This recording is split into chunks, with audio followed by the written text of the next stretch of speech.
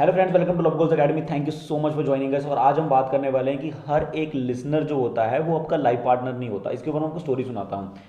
क्या हुआ, एक बार मेरे पास एक केस आया था जिसमें मेरे पास मतलब जो लड़का है वो आया। पहले उसने मेरे को बताया कि ऐसे ऐसे करके मतलब हमारा बहुत अच्छा रिलेशनशिप चल रहा था एंड रिसेंटली हमारा झगड़ा हुआ।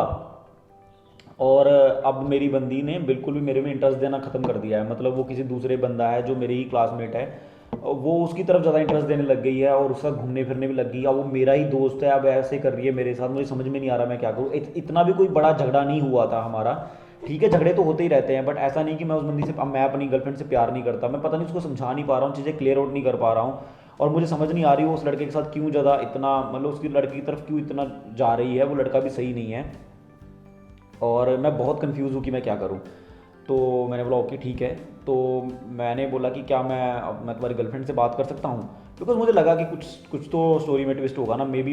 एक बार मेरे साथ क्या सीन हुआ था, मैं एक बंदे को गाइड कर रहा था और उसने भी मुझे ऐसे बताया कि मतलब उनका बहुत अच्छा रिलेशनशिप था और बंदी उससे बहुत प्यार करती थी और वो भी उस लड़की से बहुत प्यार करता। उसने बहुत सारी रिकॉर्डिंग सुनाई मुझे, बहुत सारी फोटोज़ दिखाई मुझे, मतलब कंप्लीट स्टोरी सुनाई जिसमें पता चल रहा है कि यार बंदा कितना ज़्यादा प्यार करता है लड़की से।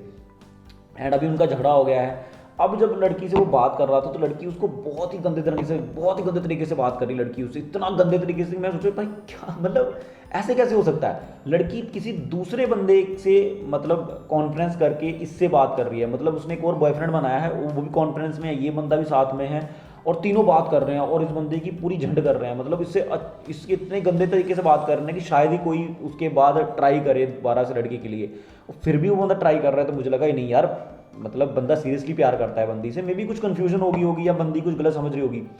तो मैंने क्या किया, मैंने बंदे से नंबर मांगा लड़की का और मैंने उस लड़की को कॉल लगाया। मैंने पूछा कि यार मतलब ऐसा क्या हो गया आपकी ज़िंदगी में, वो आपसे इतना प्यार करते हैं और फिर आप मतलब क्या है, क्या ऐसी प्रॉब्लम है।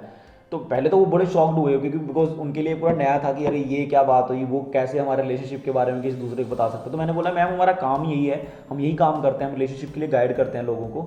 सो आई थिंक आपके रिलेशनशिप में कोई प्रॉब्लम हुई है और सर ने हमें कंसल्ट किया। तो मेरा हक बनता है कि मैं आपसे थोड़ा पूछूं, बिकॉज मैं अगर कोई भी स्टेप लूँगा और वो आपकी लाइफ को किसी ना किसी तरीके से इन्फ्लुएंस करेगा तो मुझे बुरा लगेगा।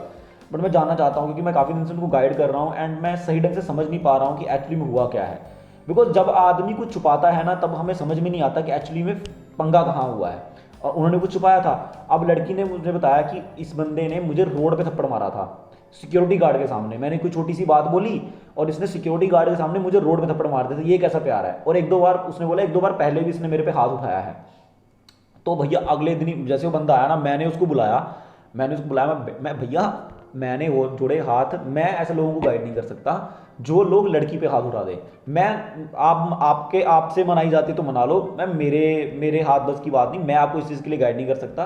कोई जेन्युइन रीज़न होता, कोई थोड़ी बहुत ही मिसअंडरस्टैंडिंग होती तो चलो हम समझा सकते हैं, बट इस केस में हम नहीं समझा सकते।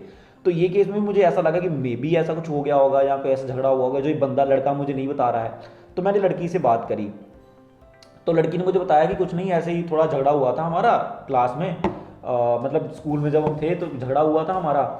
और फिर उसके बाद ना हमारी एक ट्रिप गई, मतलब फॉरेन में ट्रिप गई उनकी, out out of country trip गई किसी चीज़ के लिए, कोई पर्टिकुलर इवेंट थी उनके स्कूल की तरफ से।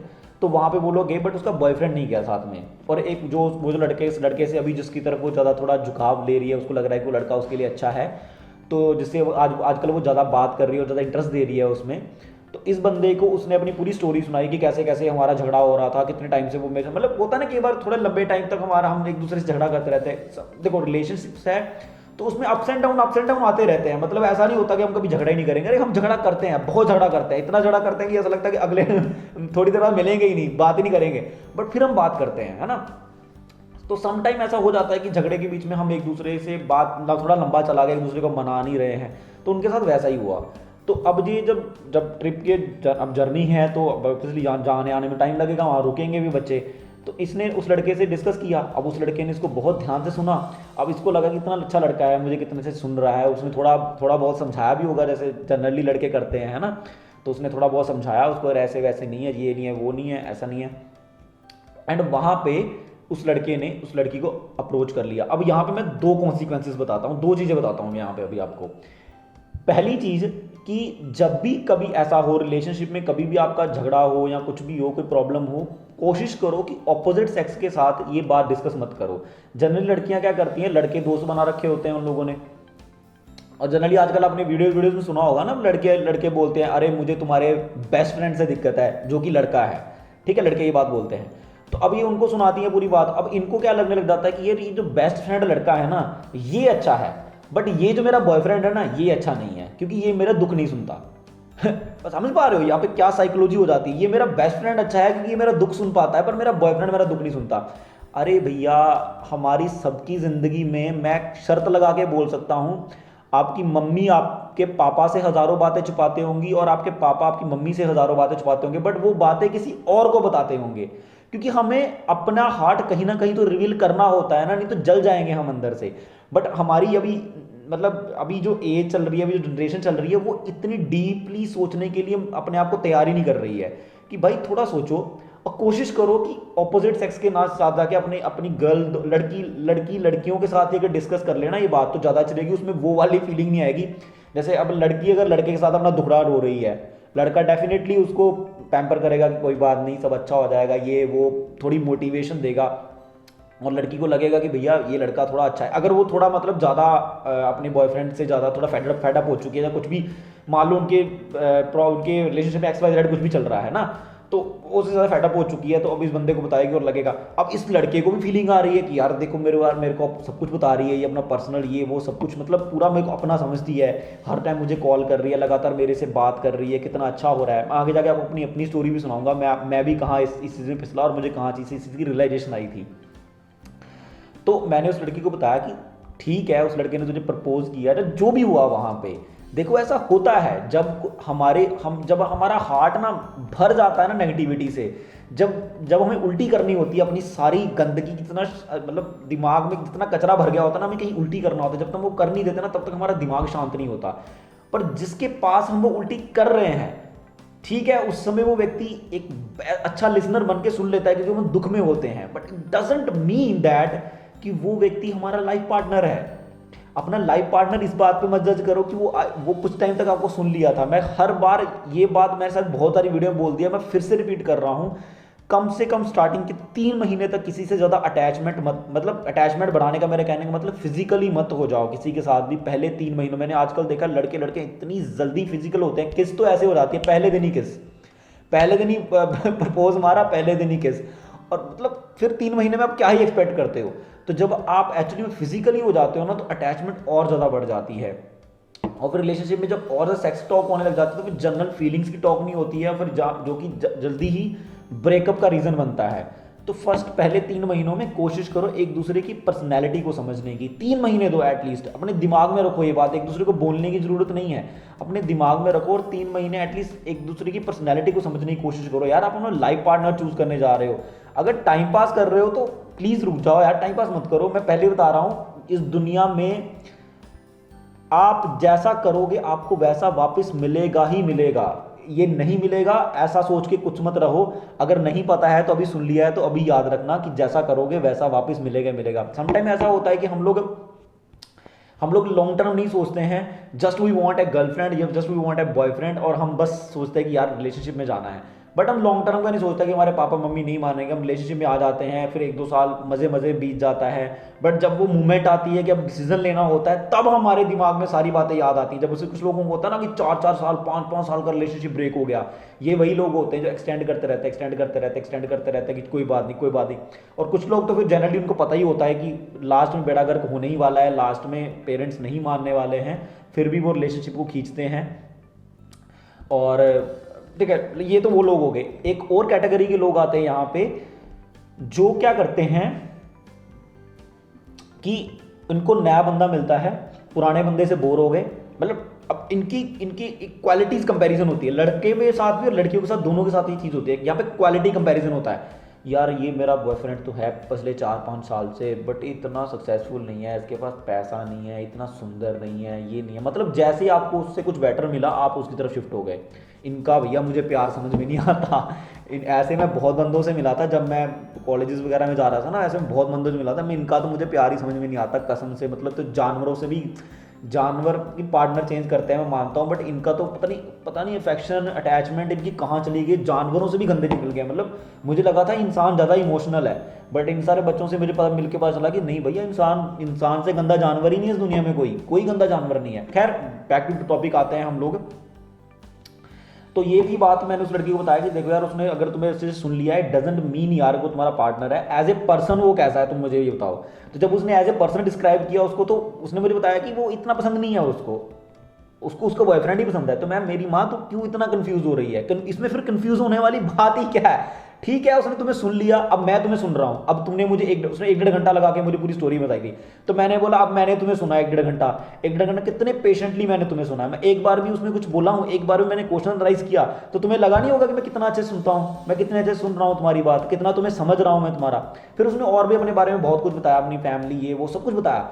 तो जब भी हम किसी के साथ हार्ट रिवील करते हैं, हमें लगता है कितना अच्छा लग रहा है, कितना अच्छा बंदा है यार, मेरी बात सुन रहा है, अरे वाह। ऐसा मेरे एक और स्टूडेंट के साथ हुआ था जिसका ब्रेकअप हुआ, और कुछ 2-3 महीने के बाद, 2-3 महीने के अंदर अंदर कोई एक लड़का आया उसकी लाइफ में जो उसको बहुत सुन रहा था, मेरे अलावा उसको बहुत सारा सुन रहा था, उसको उसकी केयर कर रहा है, उससे मिलने जा रहा है, उसको कुछ चाहिए तो ला के दे रहा है। तो उसने मेरे से डिस्कस किया कि सर ऐसी सी बात है, मतलब मुझे लग रहा है कि like he is the right person. तो मैंने बोला रुक जा मेरी माँ, रुक जा, ऐसा कुछ नहीं है। जस्ट अपने आप को 3 महीने दो, 3 महीने दो। फर्स्ट अभी तुम्हारा ब्रेकअप हुआ है ना, तो 3 महीने दो अपने आप को। पहले उस ब्रेकअप की मेमोरी से बाहर निकलो। जब तक तुम्हें ऐसा नहीं लग जाता ना, अभी तुम्हारा ब्रेकअप हुआ है, जब तक तुम्हें ऐसा नहीं लग जाता कि अब तुम पूरे तरीके से माइंड से दूसरे इंसान की लाइफ में जाने की जरूरत नहीं है भैया, ऐसे भी मूव ऑन होता है। अपने दिमाग से मूव ऑन करो पहले उस बंदे से, कि भाई अब मुझे वो बंदा नहीं चाहिए। क्योंकि अगर आपने बिना अपने दिमाग से मूव ऑन करने के लिए किसी दूसरे आदमी का सहारा लिया, कि जस्ट बिकॉज वो आपकी केयर कर रहा है, वो आपसे अच्छे से बात कर रहा है, आपसे अच्छे से सुन रहा है, आप उठ के इधर चले गए, चलो भैया मूव ऑन हो रहा है। इस मूव ऑन के चक्कर में क्या होगा, इस बंदे को आप अच्छे से समझने की कोशिश नहीं करोगे। इस बंदे के साथ जो भी आपकी इंसिडेंट हुए, जो भी आपकी मेमोरीज रहेगी, वो इस बंदे के साथ कंपैरिजन करोगे। और जब इस रिलेशनशिप में वो सारी चीजें पुरानी कंपैरिजन करोगे, अगेन वही रिजल्ट आएगा कि आप अगेन जहां तो उसका दिल तोड़ोगे, जहां आपका दिल टूटेगा। तो नेक्स्ट रिलेशनशिप तभी स्टार्ट करो जब आप अपने माइंड से पूरे तरीके से मूव ऑन हो चुके हो। मैं इसके ऊपर एक और वीडियो बनाऊंगा, पूरी डिटेल्ड वीडियो बनाऊंगा कि मैं ये बात क्यों बोल रहा हूं, आपको अच्छे से समझाने के लिए।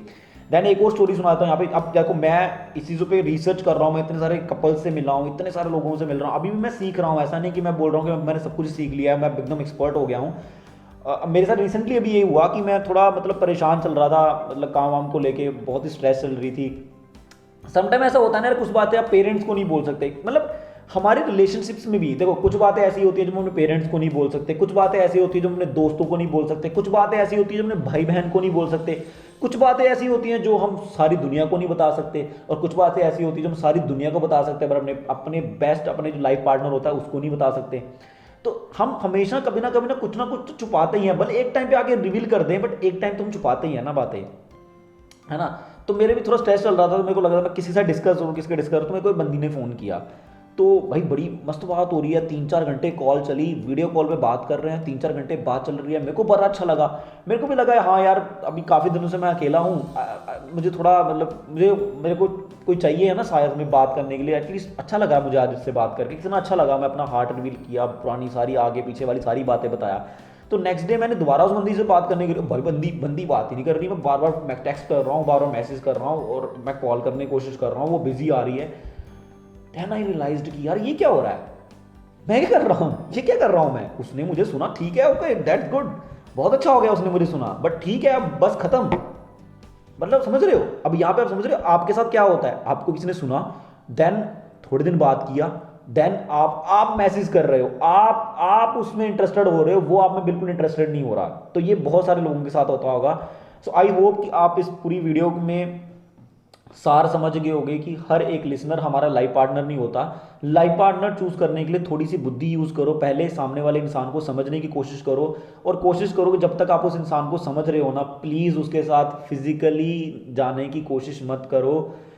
इस चीज़ों अगर आपको ऐसा लगता है कि यार फिजिकली कैसे अपने कंट्रोल, कैसे अपनी सेक्स अर्जिस कंट्रोल करें, कैसे अपनी मस्टरबेशन की अर्जिस कंट्रोल करें, तो प्लीज़ मुझे कमेंट कर देना। मैं इसके ऊपर डिटेल्ड प्रैक्टिकल वीडियो बना दूंगा कि कैसे आप अपने आप को कंट्रोल कर सकते हो फिजिकली। अगर अगर आपकी बॉडी की बहुत सारी फिजिकल नीड्स उभर के आ रही हैं बाहर, तो कैसे आप अपने आप को कंट्रोल कर सकते हो। थैंक